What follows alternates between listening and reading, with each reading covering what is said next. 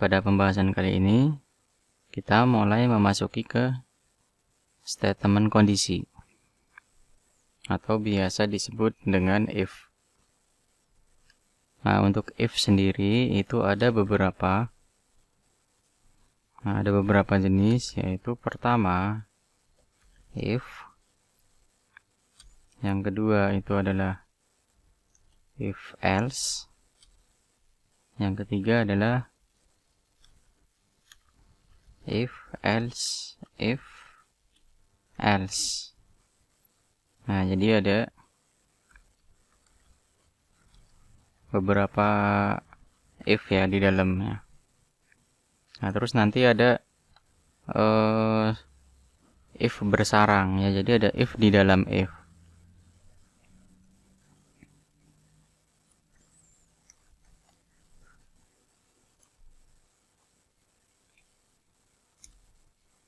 Nah, kita langsung saja ke contoh projectnya saja ya. Jadi untuk if yang pertama ini adalah statement kondisi di mana tidak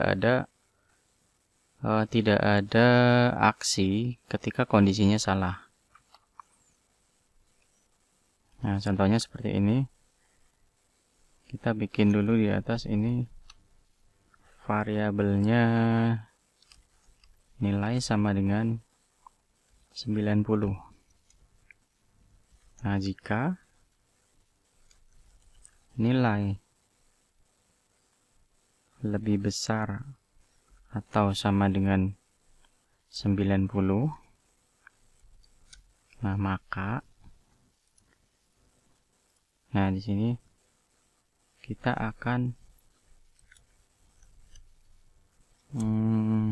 menampilkan teks dengan tulisan luar biasa. Nah, ini kalau saya jalankan, nah dia akan mencetak teks luar biasa. Karena nilai dari variabel nilai ini adalah 90. Nah, di mana kondisi yang ada di dalam if ini dia bernilai true. Kenapa bernilai true? Karena 90 itu dia sama dengan 90. Nah, jika nilai kondisi di sini nilainya true, maka kode yang ada di dalam sini dia nanti akan dieksekusi. Tetapi jika kondisi yang ada di sini bernilai false, maka kode di baris 24 ini dia tidak akan dieksekusi. Ya, bisa dibilang codingnya dia akan membaca langsung lompat ke bawah. Nah, tetapi di bawah sini dia tidak ada kondisi ketika salah. Makanya ketika kondisi di sini false, kita bikin false. Nah, maka dia tidak akan mencetak apa-apa seperti ini. Jadi di bawahnya dia akan kosong. Karena kondisinya dia bernilai salah. Ya, ini if yang pertama. Jadi ketika kondisinya false, dia tidak akan mencetak apa-apa. Karena memang kita tidak memberikan kondisi seperti itu. Nah, kemudian untuk if yang kedua, itu ada yang namanya else. Nah, else ini dia untuk menangani ketika semua kondisi bernilai false. Nah, maka else ini dia akan dicetak. Nah, contohnya seperti ini. Nah, kita tinggal tambahkan else di sini, kemudian kita cetak seperti ini. Nah, kita ketik noob. Kita jalankan. Nah, seperti ini ya. Kenapa kok yang dicetak adalah noob? Karena kondisi yang ada di sini dia nilainya false ya, nilainya salah. Makanya kode yang di baris 26 ini dia nanti akan dieksekusi. Tetapi kalau nilai ini kita ganti supaya dia bernilai true, Nah, kayak gini. Jadi kode yang akan dieksekusi adalah ini ya, yang di baris 24.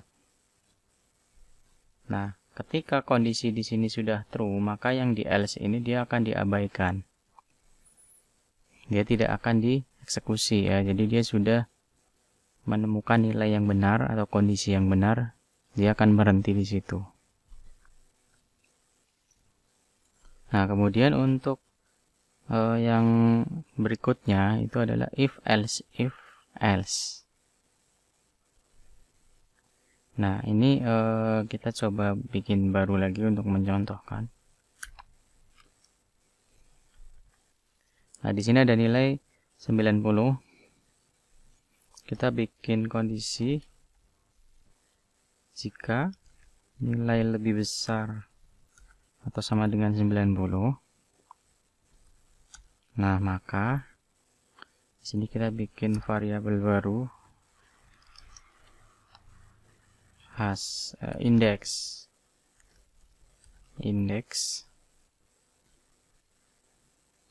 sama dengan 0. Nah, kita deklarasikan dulu.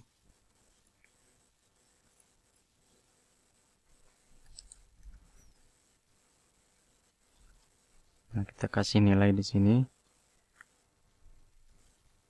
A. Nah, seperti ini. Nah, baru kita bikin else if. Nah, di sini. Tapi jika nilai lebih besar atau sama dengan 80, nah maka indeks yang akan diberikan adalah B. Misal seperti ini. Else if, tapi jika nilainya itu lebih besar dari 70, nah indeks yang diberikan dia akan bernilai C. Nah, kita bikin else. Nah, seperti ini di sini. Indeksnya sama dengan E, misalkan OD kayak gini. Nah, baru di bawah sini kita cetak nilai sama dengan nilai. Nah, indeks. Nah, seperti ini. Kita format dulu biar rapi. Nah, kita jalankan. Nilai 90, indeks sama dengan A. Nah, seperti ini ya. Nilainya 90 diambil dari sini. Nah, untuk indeks ini dia didapat berarti di sini. Kenapa dia dapatnya A? Karena nilainya adalah 90. Nah, 90 ketika masuk ke sini dia akan bernilai true. Nah, jika sudah ada kondisi yang bernilai true, maka kondisi-kondisi setelahnya dia akan diabaikan. Tapi ketika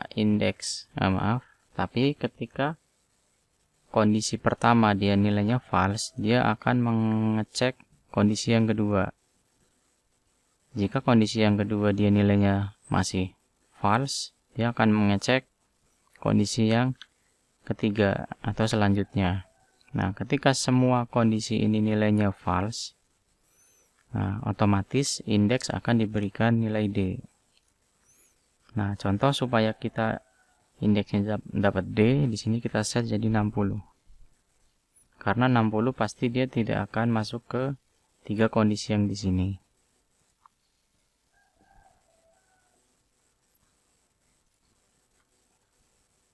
Nah, ini saya salah ganti, maaf. Ini 90. Ini 60. Nah, seperti ini. Jadi nilainya dia sama dengan 60 dan indeksnya D. Otomatis dia akan diberikan indeks D. Karena ketiga kondisi yang di atas ini dia nilainya false. Nah, jika kita pengen dapat indeks B, berarti kita kasih 80 ke atas. 85 misalkan.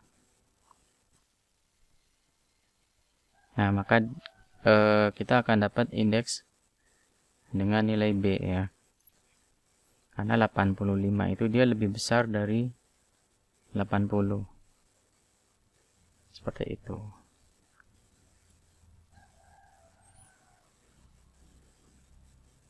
Nah, untuk selanjutnya ada if di dalam if. Ini lumayan ya, ada if di dalam if. Contoh penggunaannya seperti ini. Misalkan kita punya variabel bilangan 1, ini sama dengan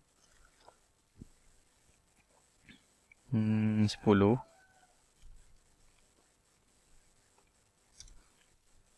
Nah, di sini kita punya sebuah kondisi jika bil 1 lebih besar atau sama dengan 10. Nah, jika di sini kita bikin if lagi. Ini if di dalam if ya. Ini kita if yang kedua. Jika bil 1 lebih kecil atau sama dengan 20. Nah, kita cetak Oke, misalkan seperti ini. Format dulu. Nah, kita perhatikan di sini bil 1 itu dia nilainya 10. Nah, masuk ke kondisi 10 itu dia lebih besar atau sama dengan 10. Ini nilainya true. Nah, maka if yang ada di dalam if ini dia nanti akan dijalankan. Tapi di situ kita ada pengecekan lagi. Nah, jika bil 1 lebih kecil atau sama dengan 20, berarti 10 lebih kecil dari 20. Nah, maka kita akan mencetak teks dengan tulisan OK.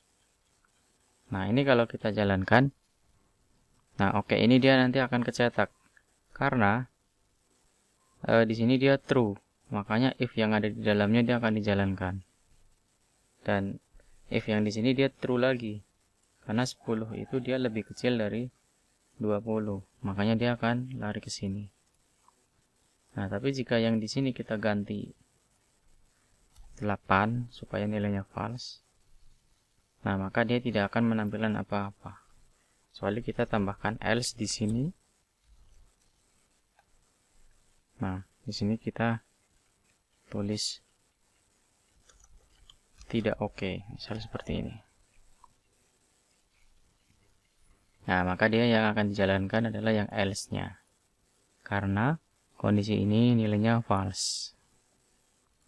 Nah, ini contoh sederhana if bersarang atau if di dalam if. Oke, untuk materi statement untuk materi statement kondisi cukup sampai di sini. Terima kasih.